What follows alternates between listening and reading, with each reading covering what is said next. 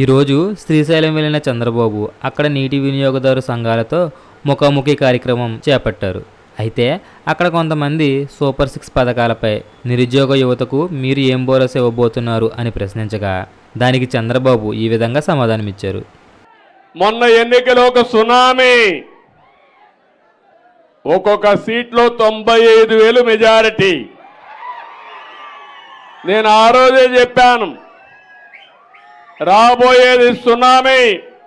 ఈ సునామీలో చిత్తుగా ఊడ్చకపోతారని చెప్పాము, అదే జరిగింది.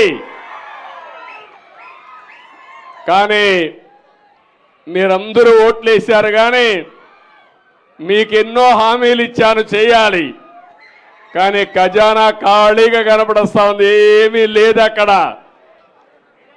ఈరోజు కేంద్రంలో ఉండే ఎన్డీఏ ప్రభుత్వం ముందుకొచ్చి మనం కూడా అందరం కలిసి పోటీ చేశాం కాబట్టి నన్ను అర్థం చేసుకున్నారు చాలా మంది ఉండేవాళ్ళు. అందుకే అందరినీ గెలిపించిన ఘనత ఈ తెలుగు జాతిది, ఈ రాష్ట్ర ప్రజానీకానిదని చెప్పి నేను మీకు తెలియజేస్తున్నా.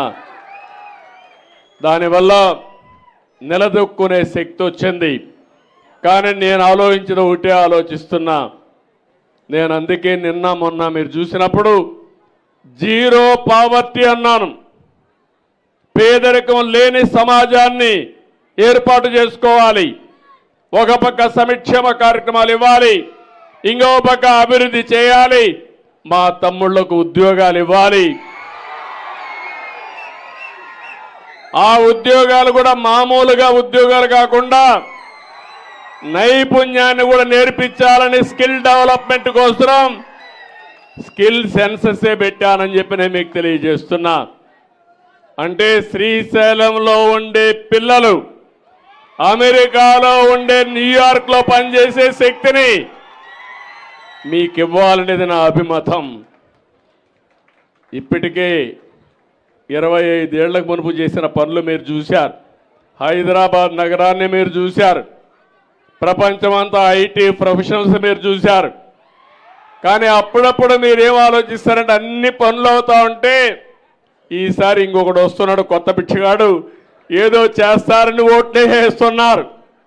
వాళ్ళు వచ్చి మొత్తం చెడగొట్టి అడవి పందులు ఉన్నాయి. మీ పొలానికి అడవి పందులు వస్తే ఏం చేస్తాయి?